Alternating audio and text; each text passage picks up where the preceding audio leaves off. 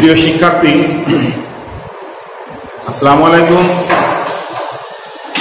জিটকা খাজা Rahmat Ali degree কলেজের পক্ষ থেকে ভার্চুয়াল ক্লাসে তোমাদেরকে স্বাগত জানাচ্ছি। আমি আবুল বাশার, সহকারী অধ্যাপক, অর্থনীতি বিভাগ। তো আমি আজ তোমাদের সামনে আলোচনা করব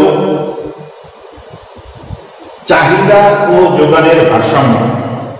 তো আমি আজকে এই চাহিদা এবং যোগানের ভারসাম্যের সাহায্যে কিভাবে ভারসাম্য দাম এবং পরিমাণ নির্ধারণ করা যায় সেই আলোকে আমি একটি সৃজনশীল প্রশ্নের মাধ্যমে তোমাদেরকে বিষয়টি বুঝিয়ে দেওয়ার চেষ্টা করব এবং আরো যে বিষয়টা তোমাদের সামনে দেখাবো যে একটা সৃজনশীল প্রশ্ন আসলে সেই প্রশ্নটা কিভাবে আনসার করা লাগে আমি তোমাদেরকে সেই বিষয়টা বোঝানোর চেষ্টা করব।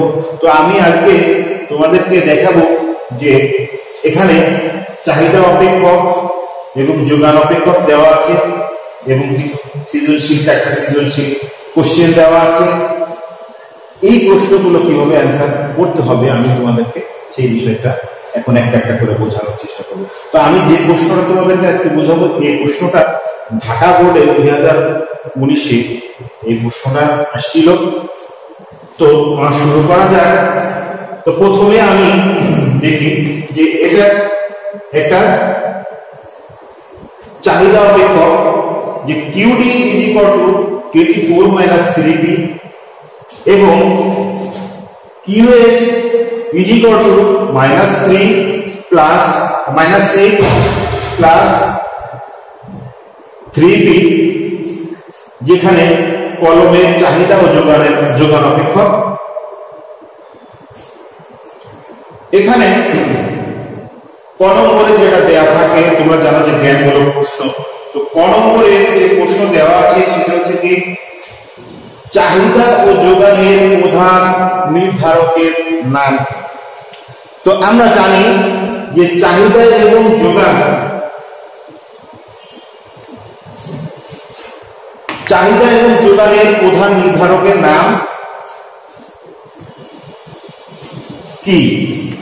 তো তোমরা কিভাবে অ্যানসার করবে? প্রথমে লিখবে যে ক নং প্রশ্নের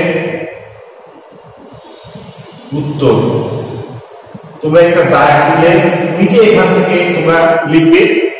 তো তোমরা নিঃসন্দেহে জানো যে চাহিদা ও যোগানের প্রধান নির্ধারকের নাম কি। তা লিখবে যে চাহিদা ও যোগানের প্রধান নির্ধারকের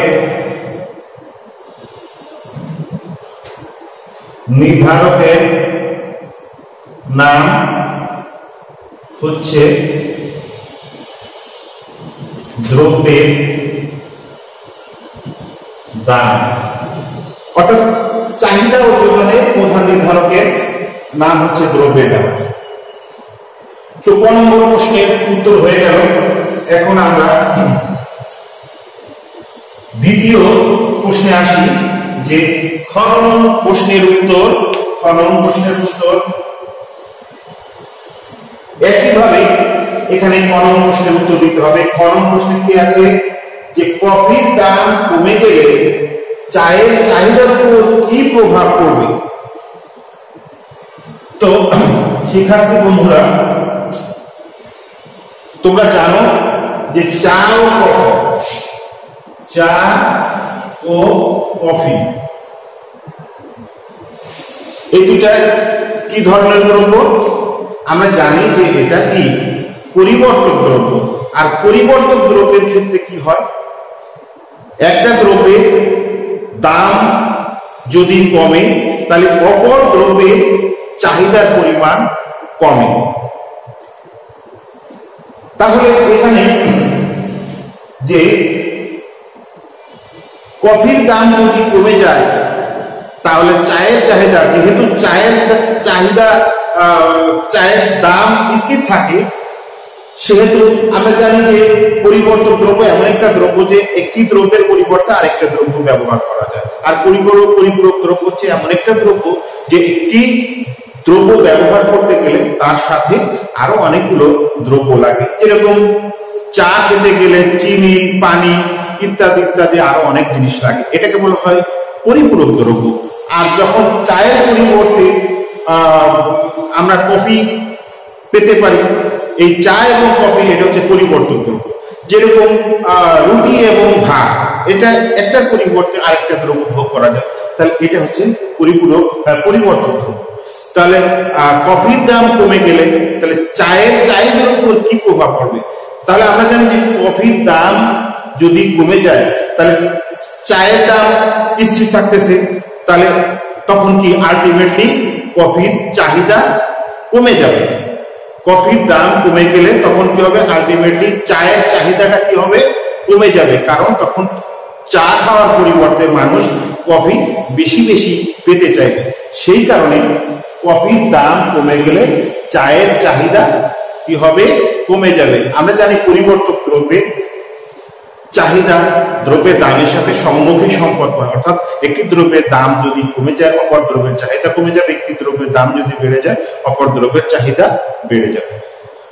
তো আমরা 2 নম্বর প্রশ্ন দেখলাম, খ নম্বর প্রশ্ন দেখলাম। গ নম্বর প্রশ্নে বলছে কি উদ্দীপকের আলোকে কলমের দাম ও চাহিদার পরিমাণ নির্ণয় করো। তাহলে এখানে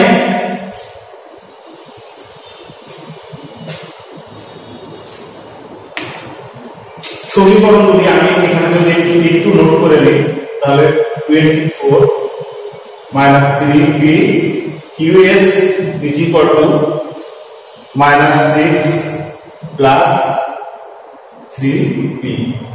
আমি যেহেতু এই জায়গাটা আমার লাগবে এই জন্য আমি এটা মুছে ফেললাম।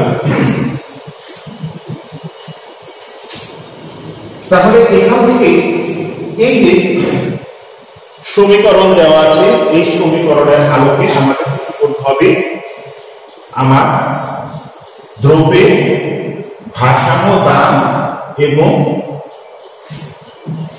পরিমাণ নির্ণয় করতে হবে। তাহলে আমরা গ নম্বর প্রশ্নের উত্তর কি হবে? আমরা জানি ভারসাম্য অবস্থায় চাহিদা এবং যোগান কি হয়? সমান হয়, কারণ যে দামে চাহিদা এবং যোগান সমান তাকে বলা হয় ভারসাম্য দাম। তাহলে ভারসাম্য অবস্থায় চাহিদা এবং যোগান কি হয়? সমান থাকে। তাহলে আমরা জানি ভারসাম্য অবস্থায় QD is equal to QS, অর্থাৎ তাহলে এখানে QD সমান কি দেওয়া আছে? 24 - 3p। QS সমান দেওয়া আছে কি? -6 plus 3p। তো আমরা এখানে জানি যে p সমান দ্রব্যের দাম, তাহলে আমরা এখান থেকে ইয়ে করি। তো এক জাতীয় গুলো আমরা কি এক পাশে নিয়ে আসবো। তাহলে এখানে আছে 24, এইটা সমানের ওর পাশে -6 আছে, আমি এই পাশে নিয়ে আসবো। তাহলে এটাকে -6 এটা প্লাস হয়ে গেল, সমান এখানে 3p, এই যে -3p আছে এই পাশে যে হবে কি +3p, বা এটাকে যদি যোগ করি তাহলে কত হলো? 6 আর 4 এটা যোগ করলে 10, হাতে থাকলো 1, তাহলে 30 সমান 3 আর 3 যোগ করলে 6p। তাহলে আমরা যেহেতু p এর মান বের করতে হবে আমাদের, তাহলে p এর পাশে নিয়ে আসি আর সংখ্যাগুলো আমরা ওর পাশে নিয়ে যাই। তাহলে 6p সমান 30, বা এখানে p সমান 30, এটা এই পাশে গুণ অবস্থায় আছে, এই পাশে যায় কি হবে? ভাগ হয়ে যাবে। তাহলে 6 এখানে কাটাকাটি যদি আমরা করি তাহলে কত হলো 5। সুতরাং P সমান সমান কত 5। তাহলে এই যে P সমান সমান কি 5, এটা হচ্ছে P সমান সমান কি, এটা ভারসাম্য দাম। তাহলে এখানে ভারসাম্য দাম সমান সমান কি 5। তাহলে আমরা দেখলাম যে ভারসাম্য দাম কত 5 টাকা। এখন এই যে ভারসাম্য দামে আমাদের কি করতে হবে, প্রশ্নে ছিল চাহিদা এবং যোগানের পরিমাণ কত। আমরা জানি চাহিদা, এখন এই পি এর মান চাহিদা সমীকরণে বসিয়ে দিলে আমরা চাহিদার পরিমাণ পাবো এবং যোগান সমীকরণে বসাইলে যোগানের পরিমাণ পাবো। তাহলে এখন লিখব যে এখানে পি এর মান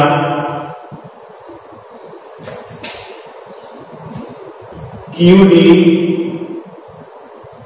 is equal to 24 minus 3P সমীকরণে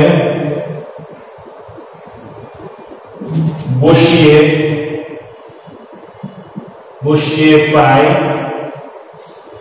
তাহলে কি QD is equal to 24 minus 3 into এখানে P এর মান কত 5, তাহলে 5 আমি এখানে বসাই 5। তো এখানে গুণ করলে 24 minus 3 পাঁচা কত 15। তাহলে এখানে 24 থেকে 15 বিয়োগ করলে থাকে 9 আর কত হলো 5 আর কত হলো 14, 9 আর 5 14, তাহলে সুতরাং QD is equal to কত 9। আমরা জানি এই যে দাম সবসময় টাকায় হয় এবং পরিমাণটা কি হয় একক। তাহলে এখানে কত 9 একক। এখানে আমরা তাহলে চাহিদার পরিমাণ পেলাম। আবার কি করতে হবে, এই যে পি এর মান এখন যোগান অপেক্ষকে বসিয়ে আমরা দেখি কত পাই। তাহলে পি এর মান এখানে আমরা পেলাম 9। এখন আমরা কি করব, পি এর মান এখানে কিউএস সমীকরণটা কি আছে -6 প্লাস 3p এখানে সমান সমান -6 প্লাস 3 ইনটু p এর মান কত 5। তাহলে 5 বসালে -6 প্লাস 3 পাঁচা 15। তাহলে এখানে -6 আর প্লাস 3 তাহলে বিয়োগ করলে কত 9। সুতরাং QS আসছে 9 একক। তাহলে দেখা যাচ্ছে যে 5 টাকা দামে চাহিদা এবং যোগান কি সমান, অর্থাৎ এটাই হচ্ছে ভারসাম্য পরিমাণ। তাহলে আমরা লিখব যে P সমান সমান এত হলে QD is equal to QS সমান সমান Q এটা সমান সমান 9 একক। তো শিক্ষার্থী বন্ধুরা, আমরা এখানে বইয়ের গণনা প্রশ্নের উত্তর আমরা পেয়ে গেলাম। তাহলে এইভাবে তোমরা কি করবে, একটা সৃজনশীল কোশ্চেন থাকলে এভাবে তোমরা অ্যান্সার করবে। এখন আমি নেক্সট কোশ্চেনে যাই, সেটা পরবর্তীতে ঘন করে আছে কি, এটা আমি মুছে ফেলি।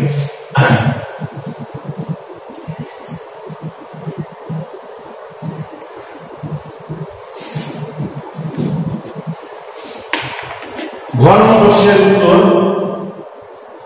এখানে আমাদের যে জিনিসটা লাগবে সেটা হচ্ছে আমরা গ থেকে পেয়েছি QD is equal to QS সমান সমান Q সমান সমান 9 এবং ঘ থেকে পেয়েছি P সমান সমান গ থেকে পেয়েছি P সমান সমান কত 5। তো আমরা এখন দেখব যে সরকার কলমের দাম এই যে 5 টাকা, পি এর জায়গা কি এখানে ছিল P সমান সমান 5, কিন্তু সরকার বলছে যে কলমের দাম 4 টাকা নির্ধারণ করলে কলমের চাহিদা ও যোগানের উপর কি প্রভাব পড়বে। তাহলে আমরা জানি যে দ্রব্যের দাম কমে গেলে কি হয়, চাহিদা বেড়ে যায়। আর দ্রব্যের দাম বেড়ে গেলে চাহিদার পরিমাণ কমে যায়। তাহলে দ্রব্যের দাম কমে গেলে চাহিদা বেড়ে যায়, কিন্তু যোগানের চাহিদা কমে যায়। আর দ্রব্যের দাম কমে গেলে চাহিদা বেড়ে যাবে, আর যোগানের পরিমাণ কি হবে, কমে যাবে। এখন দ্রব্যের দাম কমে গেলে যে চাহিদার পরিমাণ বেড়ে যায় এবং যোগানের পরিমাণ কমে যায়, এটা হয় কিনা সেটা আমরা বাস্তবে আমরা এই সমীকরণে বসিয়ে আমরা দেখাবো, এবং তারপরে আমরা এটা চিত্রের মাধ্যমে কিভাবে দেখানো যায় সেটা আমরা দেখাবো। তাহলে P = 4 হলে QD সমান কত হবে, 24 - 3P। এখানে সমান সমান এখানে P এর মান বসাইতে হবে, -3 ইনটু এখানে কত 4, তাহলে কত হলো 24, এখানে 12 বিয়োগ করলে কত থাকে, এখানে 2, এখানে 1, 12। অর্থাৎ আগে ছিল 5 টাকা দামে চাহিদার পরিমাণ ছিল 9, এখন দাম যখন কমে গেছে চাহিদার পরিমাণ বেড়ে 12 হয়ে গেছে। এখন দেখি যোগানের অবস্থা কি হয়। আবার P = 4 হলে QS সমান কত, এখানে -6 প্লাস 3 ইন 3P, তাহলে -6 প্লাস 3, এখানে P এর মান বসাই আমি কত 4, তাহলে এখানে থাকে -6, এখানে কত 3 × 4 = 12, তাহলে দেখা যাচ্ছে এটা কি 12 থেকে 6 বাদ দিলে থাকে 6। তাহলে আমরা দেখলাম যে এখানে যে যদি দ্রব্যের দাম কমে যায় তাহলে চাহিদার পরিমাণ বেড়ে যায় এবং যোগানের পরিমাণ কমে যায়। তাহলে শিক্ষার্থী বন্ধুরা আমরা দেখলাম যে এখানে ভারসাম্য দাম ছিল কত, 5 টাকা। ভারসাম্য দামের থেকে যদি দামের পরিমাণ যদি কমে যায় বা সরকার যদি কমায় দেয়, তাহলে কি হবে, সেক্ষেত্রে চাহিদার পরিমাণ বেড়ে যাবে এবং যোগানের পরিমাণ কি হবে, কমে যাবে। তাহলে আমরা একটা যেহেতু এখানে বলছে যে চিত্রের সাহায্যে ব্যাখ্যা করতে বলছে, তাহলে আমি একটু চিত্রের সাহায্যে এই বিষয়টা আমাদেরকে একটু দেখানোর চেষ্টা করি।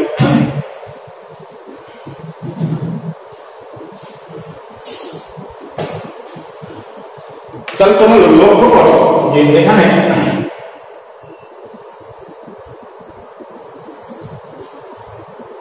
থাকে দাম, আর এখানে থাকে QD ও QS, অর্থাৎ চাহিদা এবং যোগানের পর, এটা হচ্ছে মূল বিন্দু। আমরা ধরলাম এই একটা কি চাহিদা অপেক্ষক, তো এটা কি যোগান অপেক্ষক। এখানে ছিল এই যে ছিল সেই 5, অর্থাৎ এই ই বিন্দুতে কি হলো, ই বিন্দুতে ভারসাম্য, এবং সেই ভারসাম্যের পরিমাণ কত, 9। ঠিক আছে, এখন আমি দেখাবো তোমাদের এই যে 5 টাকার যে দাম হয়েছে, মনে করো যে এখানে কমে এখানে 4 টাকা। তাহলে এখান থেকে এই যে আমি যদি একটা রেখা আঁকাই, তাহলে দেখো তোমরা এখানে এটা হচ্ছে কি যোগান। তাহলে এখানে তখন কি হবে, যোগান কি 6 এর ক্ষেত্রে হয়ে যাবে কি 9 থেকে কমে হবে 6। আর চাহিদার পরিমাণ কত, এখানে চাহিদার পরিমাণ এই যে এখানে 12। তাহলে তুমি দেখো এখানে আমি যদি প্রতীক দিই, তাহলে এখানে কি এ মনে করো, আর এখানে জি। তাহলে শিক্ষার্থী বন্ধুরা তোমরা দেখো যে ভারসাম্য দাম 5 টাকা হলে চাহিদা এবং যোগান কত 9, এবং সরকার বলছে যে কলমের দাম কমায় কত 4 টাকা নির্ধারণ করে। সেক্ষেত্রে কি চাহিদার পরিমাণ দেখো বেড়ে 12 একক হয়েছে এবং যোগানের পরিমাণ কমে 6 একক হয়েছে।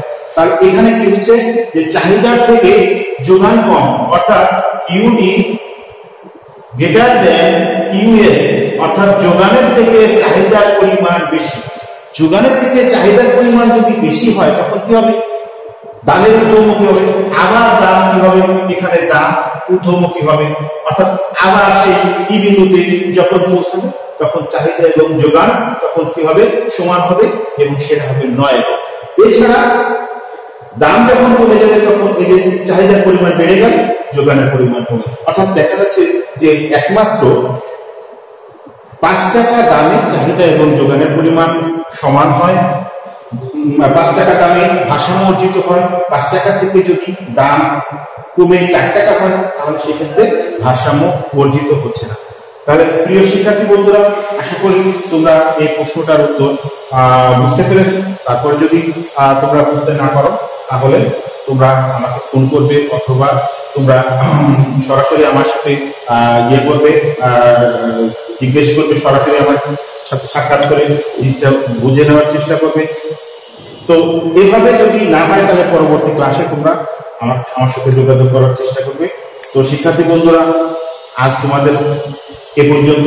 পরবর্তী ক্লাসের আমন্ত্রণ জানিয়ে আমি শেষ করছি। আল্লাহ।